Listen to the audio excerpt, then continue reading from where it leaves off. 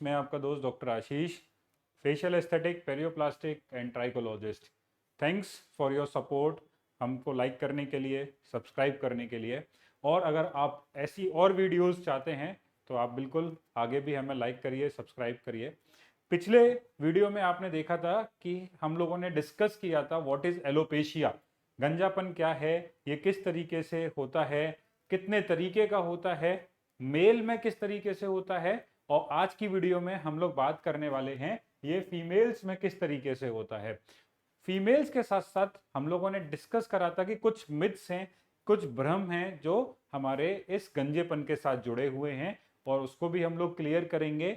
और इस फीमेल के साथ एक सबसे चीज कि ये फीमेल्स में किस तरीके से जाना जाएगा, किस तरीके से हम इसको पहचानेंगे और उसका इलाज क्या होगा।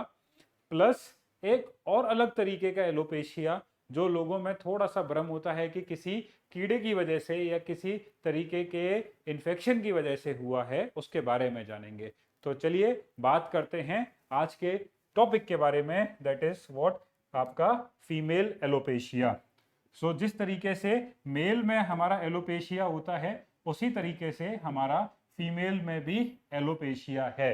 और ये फीमेल एलोपेशिया आपका सेम जैसे पैटर्न में था उसी तरीके से और अनपैटर्न में आपको दोनों में मिलेगा। तो ये एलोपेशिया अगर फीमेल में होगा तो ये किस तरीके से, ये एक पैटर्न का हो सकता है और दूसरे तरीके से ये अनपैटर्न भी हो सकता है।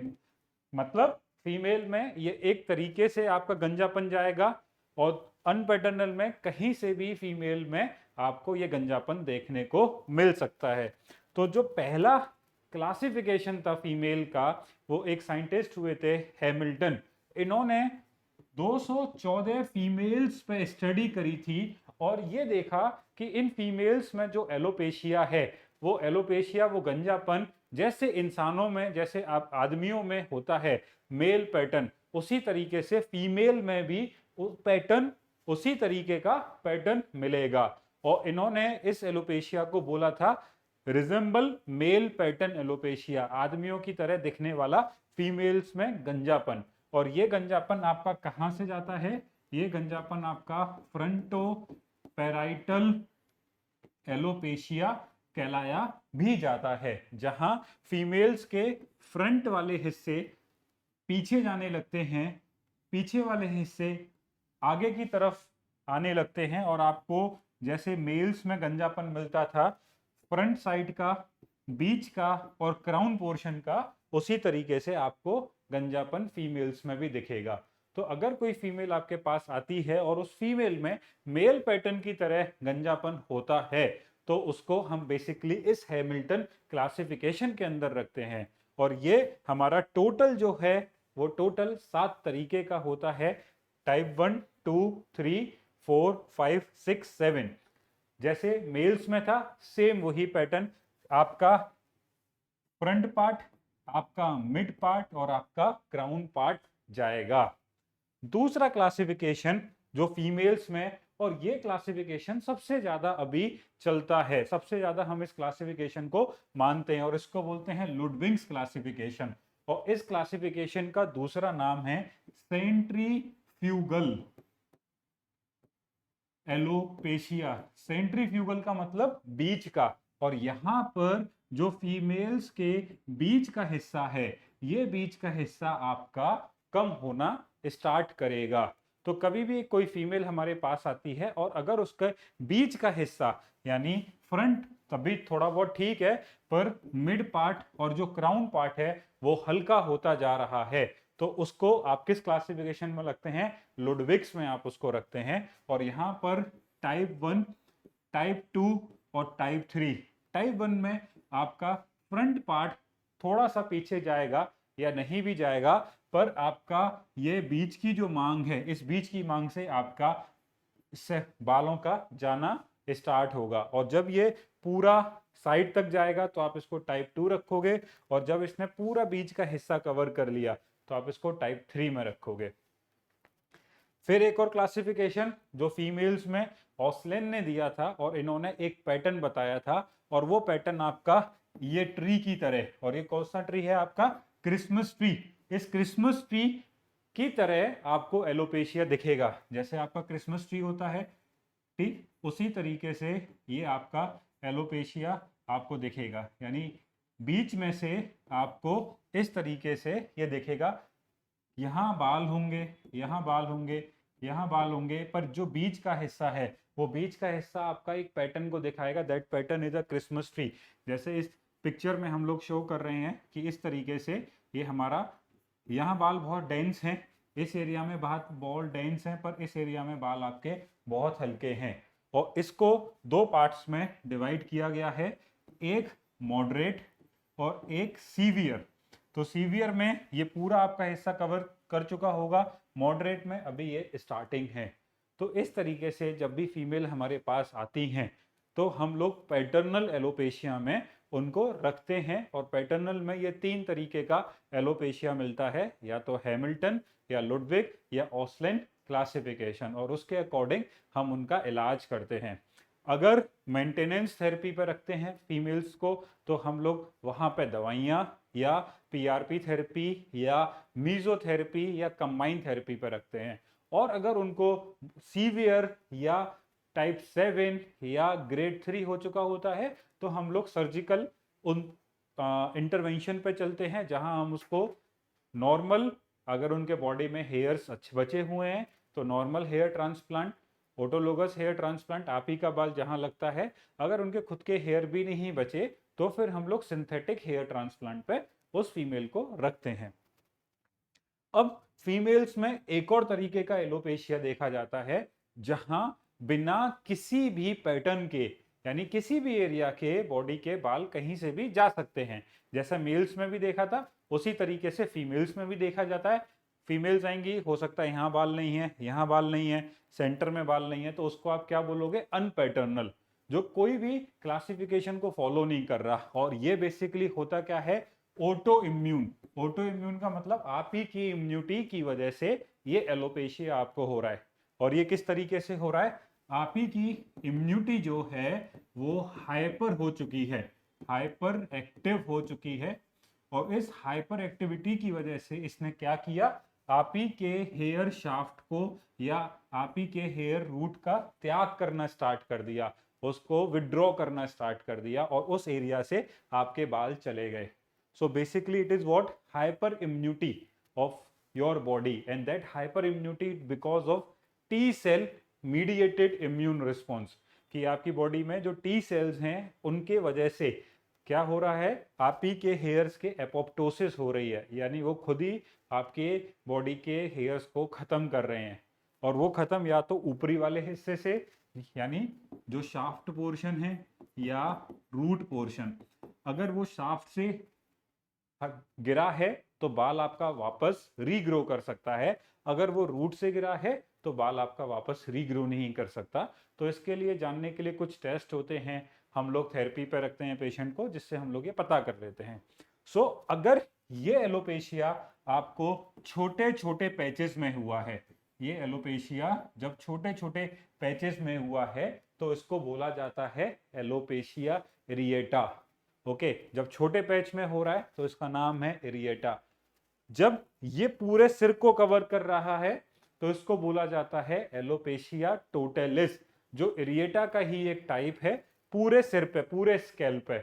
और जब ये पूरी बॉडी पे हो रहा है तो आप इसको क्या बोलते हो, यूनिवर्सलिस।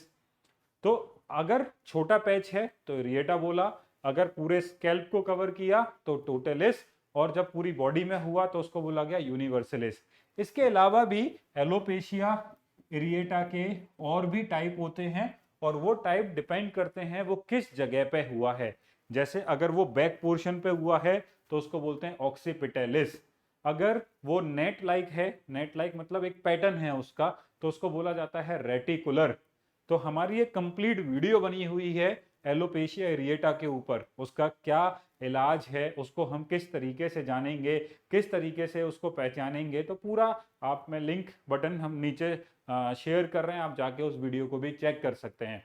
तो सबसे पहले अगर आपको पैटर्नल है तो आपका लाइन ऑफ ट्रीटमेंट अलग होगा, अगर ये है अनपैटर्नल तो आपका लाइन ऑफ ट्रीटमेंट अलग होगा। तो यहाँ आप नॉर्मल ट्रीटमेंट नहीं देने वाले, यहाँ आप अपनी इम्यूनिटी को कम करने वाले हो। तो बेसिकली इस कंडीशन में हम एक ड्रग देते हैं जो क्या होती हैं, कॉर्टिकोस्टेरॉइड्स।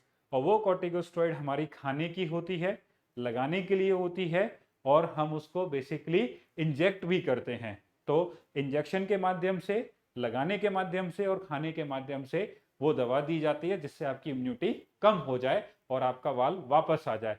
और अगर बाल वापस नहीं आता तो फिर उस एरिया में आप ट्रांसप्लांट कर सकते हो। कहने का मतलब अगर वो पूरी रूट से खत्म हो चुका है तो आप वहां पे ट्रांसप्लांट कर सकते हैं। अब एक जो मिथ है बालों के रिलेटेड, चाहे वो मेल्स में या फीमेल्स में, वो मिथ क्या है कि अगर मेरे घर में मेरे फादर गंजे हैं तो हो सकता है मैं भी गंजा हूं। तो ये लोगों में मिथ है कि ये जो वंशावली पैटर्न है, ये जेनेटिक पैटर्न है, और वो कहां से मिला है, वो मेरे फादर से मिला है। तो ये मिथ या ये जो भ्रम है ये थोड़ा सा गलत है।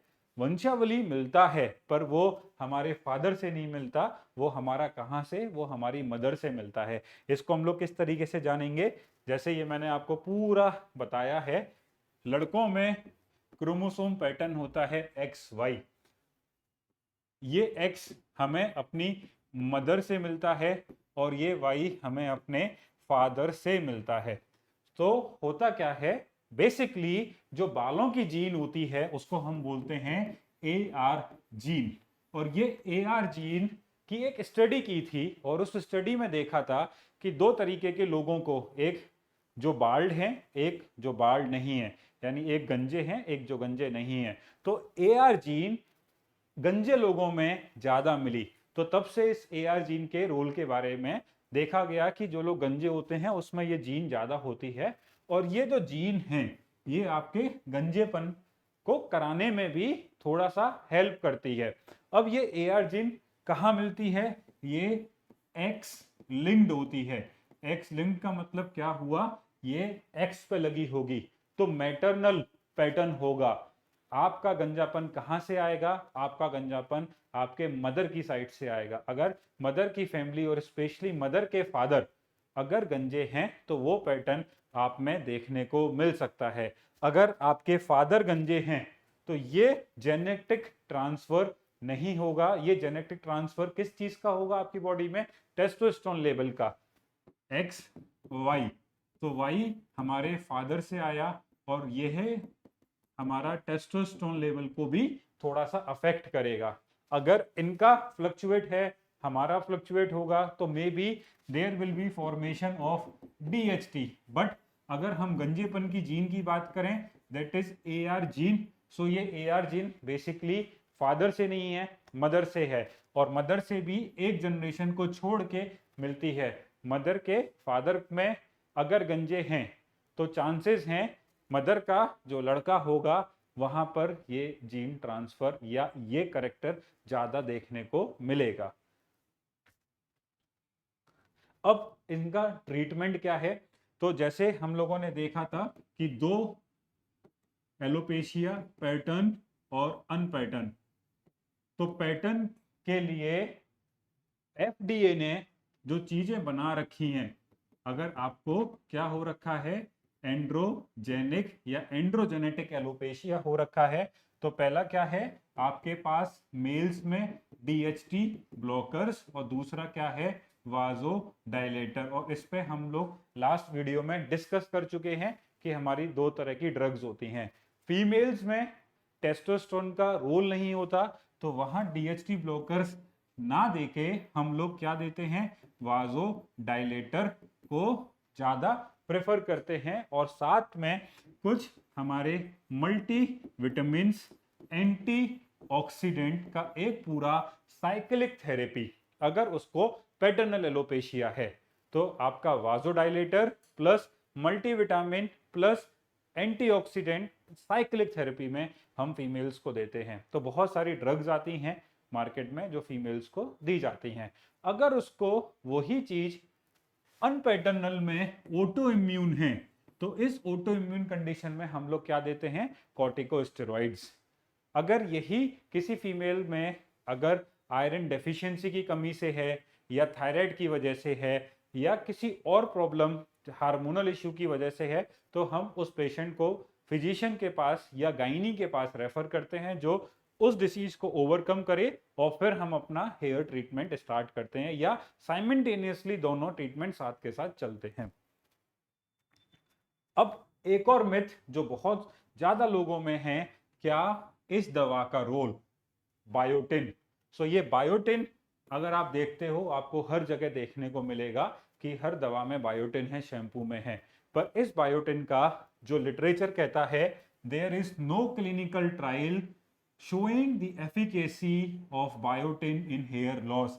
और ये मैंने अपने किसी आर्टिकल से नहीं, जो बुक्स हैं हेयर ट्रांसप्लांट की, जो बुक्स हैं, जो लिटरेचर है हेयर का, उसमें से मैंने आपको ये शो किया है, बायोटिन का किसी भी तरीके से कोई रोल नहीं होता। बायोटिन बेसिकली करता क्या है, ये आपके नेल्स को ब्रेक होने से बचाएगा, प्लस उसकी शाइनिंग देगा। हेयर में जितनी भी स्टडीज हुई हैं, तो हेयर के शाइनी के लिए बायोटिन का यूज करना होता है, हेयर को रोकने के लिए नहीं। तो बेसिकली अगर आप मेल में चलते हो तो आपके पास एक डीएचटी ब्लॉकर्स हैं, तो हर्बल में अगर आप चलते हो तो आपके पास एक ड्रग है जिसका नाम है सॉ पल्मेटो, या जो एफडीए ने अप्रूव कर रखी है, जिसमें हमने वीडियो बनाया है, आप उस पर जाके देख सकते हो, या बाकी के मल्टीविटामिन साइक्लिक थेरेपी आप पेशेंट को देते हो। तो पहला मिथ जो इस दवा से रिलेटेड, जिसका कोई भी एविडेंस नहीं है, ये हेयर को कंट्रोल करे। दूसरा मिथ कि फादर से आपको ये जेनेटिक मिल रहा है गंजेपन का, वो भी एक मिथ है। और तीसरा, आप किस तरीके से डायग्नोस करोगे फीमेल्स में कि उनको कौन सा एलोपेशिया है।